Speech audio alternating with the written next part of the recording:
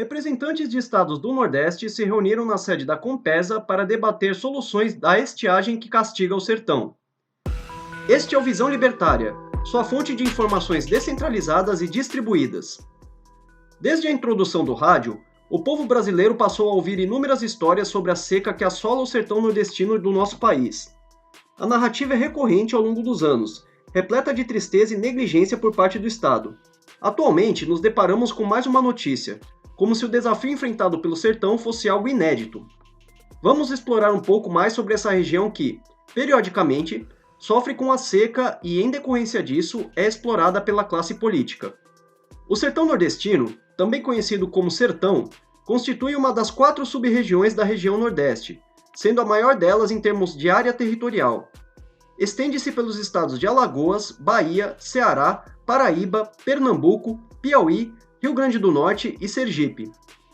Ao contrário de outros semidesertos no mundo, essa região não faz fronteira com um grande deserto, mas sim com zonas úmidas. Isso explica suas características biomáticas singulares e sua demografia atípica. A região compreende áreas dominadas pelo clima tropical semiárido, caracterizado por temperaturas médias elevadas, oscilando entre 25 e 30 graus Celsius, podendo ultrapassar os 42 graus Celsius nos dias mais quentes. Entre o final do século XVI e o início do século XVII, devido ao aumento da criação de gado e das plantações de cana-de-açúcar na zona da mata, grupos de portugueses e mamelucos se deslocaram do litoral nordestino para o sertão. O intuito desse deslocamento era o de eliminar a concorrência e monopolizar esse mercado. Na época, a coroa portuguesa pouco fez para impedir, já que esses grandes produtores eram beneficiários da monarquia. Essa situação lembra algo que ocorre atualmente? Entre 1877 e 1879, o sertão foi afetado pela mais grave seca de sua história, a Grande Seca, cuja região mais atingida foi o Ceará. Esse fenômeno foi o mais devastador da história do Brasil em termos de seca, sendo responsável pela morte de entre 400 mil e 500 mil pessoas. O escritor Rodolfo Teófilo, horrorizado com o que testemunhou, escreveu, citação, "A peste e a fome matam mais de 400 por dia." Desde a década de 1840, mais precisamente desde a seca de 1844, a ideia de transposição das águas do Rio São Francisco já era considerada a única solução para a seca no Nordeste. É importante destacar que a ideia original dessa transposição não partiu do governo Lula. Atualmente, mesmo com a transposição do Rio São Francisco, a população do sertão ainda enfrenta a seca. O período de seca nessa região ocorre de forma periódica. Entre os principais fatores desencadeadores estão o fenômeno El Niño, que consiste no aquecimento do Oceano Pacífico, e o processo de desertificação que ocorre na região. A desertificação é um fenômeno relacionado à diminuição da umidade em solos arenosos, localizados em regiões de clima árido e semiárido, este último referente ao sertão.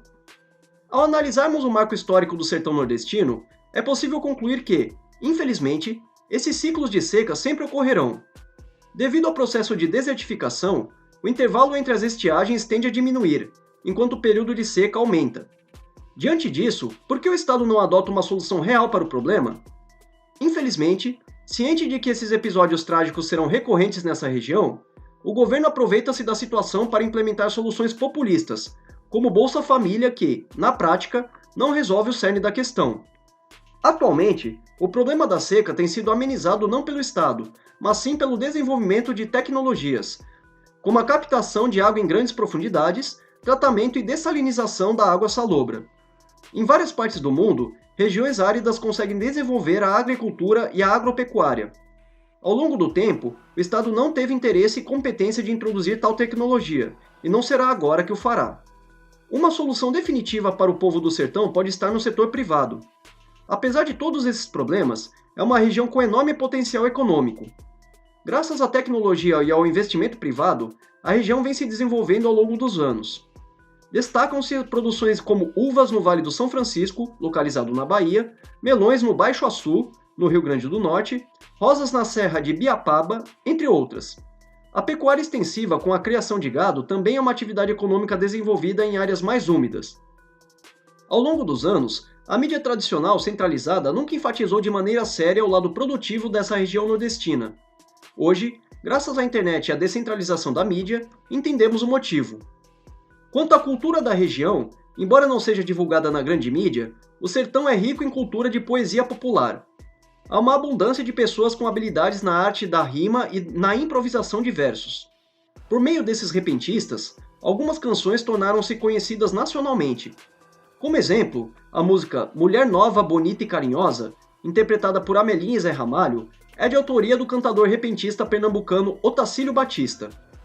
Outro exemplo é a música A Volta da Asa Branca, de autoria de Zé Dantas, também sertanejo pernambucano da cidade de Carnaíba. Atualmente, representantes dos governos estaduais que abrangem o sertão nordestino estão reunidos em Recife para discutir mais uma vez o atual ciclo de estiagem na região. Segundo o jornal Diário de Pernambuco, 106 municípios da região já se encontram em situação de emergência. Esse status emergencial permite o uso de dinheiro público sem um processo de licitação, abrindo brechas para ações ilícitas. O presidente da Secretaria de Recursos Hídricos, Almir Cirilo, afirma que esse número tende a aumentar. Em suas palavras, citação: "O quadro de escassez hídrica demonstrado pelo monitor de seca está se intensificando, indicando níveis mais acentuados de seca. Efetivamente, isso vai aumentar nos próximos meses." Conforme o jornal, Almir Cirilo relatou que o agreste pernambucano é a área mais afetada do estado. No entanto, a maior preocupação reside no sertão do estado, que não recebe a mesma quantidade de água. Uma das possíveis soluções é a perfuração de até 800 metros para amenizar os danos da seca, disse Almir Cirilo.